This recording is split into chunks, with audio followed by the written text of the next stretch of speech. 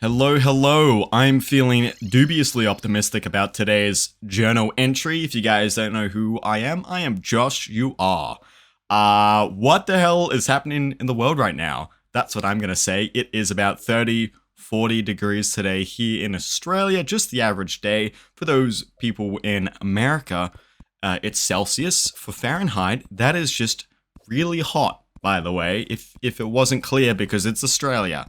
Why am I making this episode? Why am I so excited?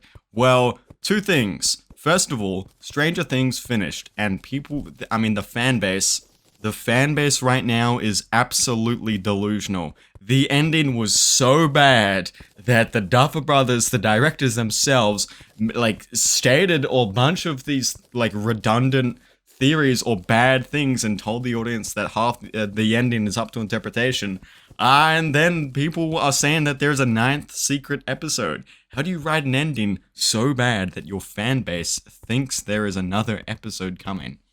I actually, contrary, I kind of really enjoyed it. I just think, spoiler alert, the big bad final fight was too short. Maybe a bit of a spoiler. Anyways, that's irrelevant. Today's topic is about phones and why I really think phones were the problem all along. I'm going to start off with a little short story.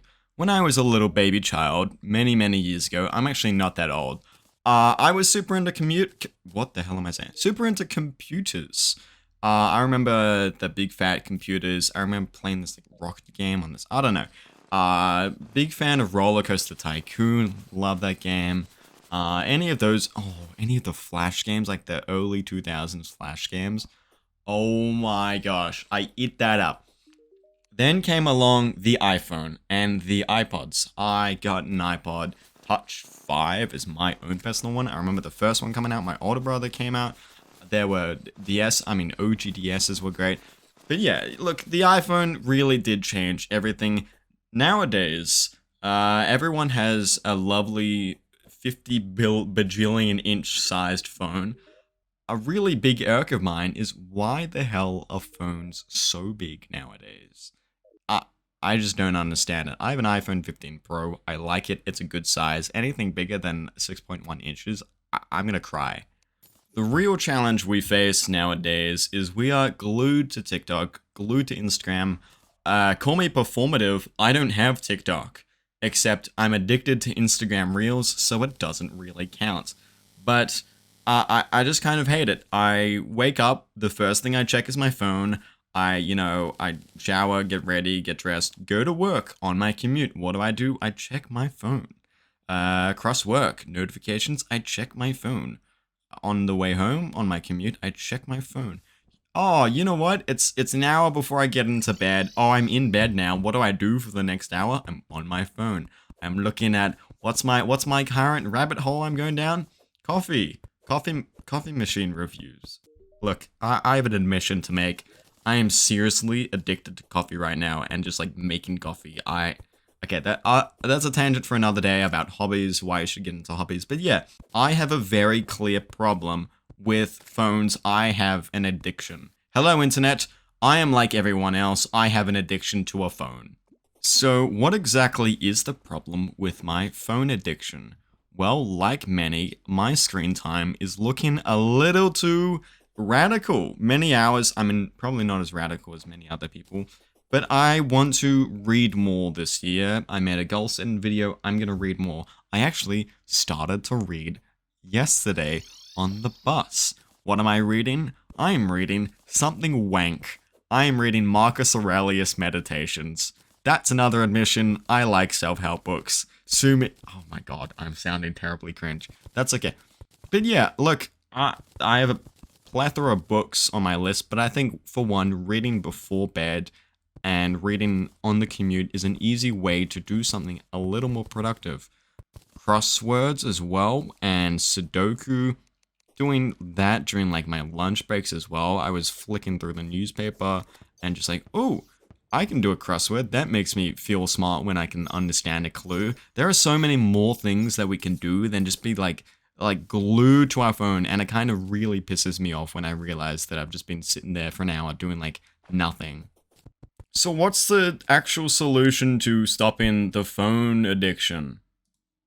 Well, realistically, you can just have the self-will to not go on the phone, set limits, etc., etc.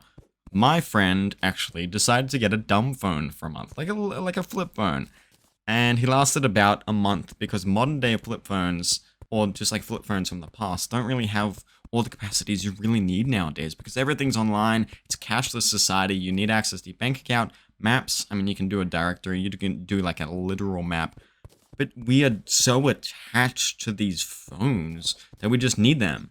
But something caught my eye the other day from CES. If you don't know what CES is, I think it's the Consumer Electronics Showcase in America. They show off all these tech. At the moment, it's just a random bunch of AI, like, BS. But there was a dumb phone that sort of acts like a smartphone, but is still a dumb phone and looks like a BlackBerry. It is called the Clicks Communicator. And I will have this on screen probably. It has, I think, a 5.1 inch sort of display, not display, height, 4 inch display itself. Connectivity, it has NFC for your cards. You can use bank cards, get it. It has wireless charging. You can put a SIM card.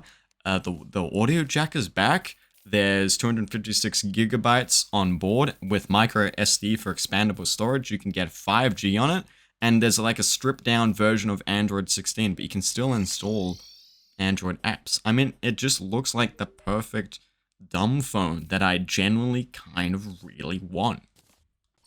And in no way am I sponsored for this video at all. You can reserve it for $3.99 USD or like about $600 Australian dollars, which is sort of reasonable, I suppose. I don't know how much you can charge for a smart dumb phone, but yeah, I think it's just like innovation that anchors itself in past features and sort of its identity is the past. I think it's very clear that there's some form of modern day problem in phone usage.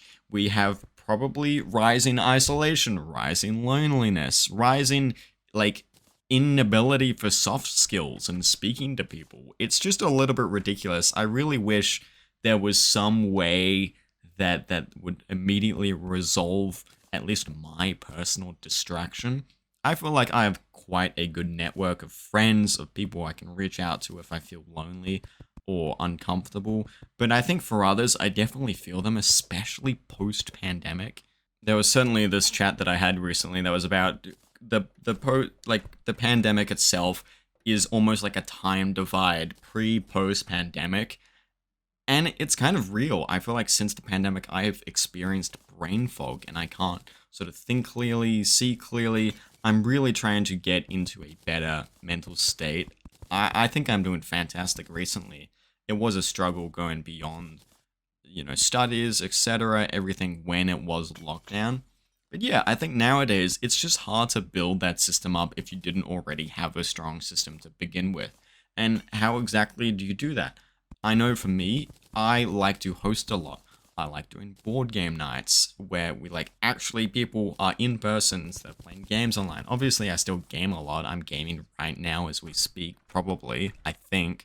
But yeah, I think there's lots of ways you can try and bring people together, like outings. I'm just an organizer because I like social interaction. But it's a bit odd because I feel like sometimes I don't need that much social interaction, just once a week. Gathering. I love seeing people beyond the phones. And that's why I think phones were the problem all along. And our parents were sort of right. And I would like to, I'm very thankful I get to live at home. I'll make that admission. And my parents are lovely. And I have a fantastic family support system. But the thing is, now that I'm an adult, I used to be sort of monitored very hard on consumption and computer usage. But now that I'm an adult, that they've really left it up to me, and I understand that. And what I do with my time, I've sort of made it in the world of what I should be doing. I went to university, I've gotten a corporate job. What do I do with my free time? I game, I spend time on my phone. I go to the gym, I see friends. What more is there really for me to achieve? And that's why, again, I'm sort of back here on this YouTube channel for content creation and just sort of providing my insight to the world, whether or not it's helpful, whether or not someone can gain something from it, or whether or not it's to promote discourse and conversation. we've hit the 10-minute mark. I think if I continue to ramble on and on and on, I'm not really going to have anything of value to add. So thank you very much for tuning in today. Have a good one.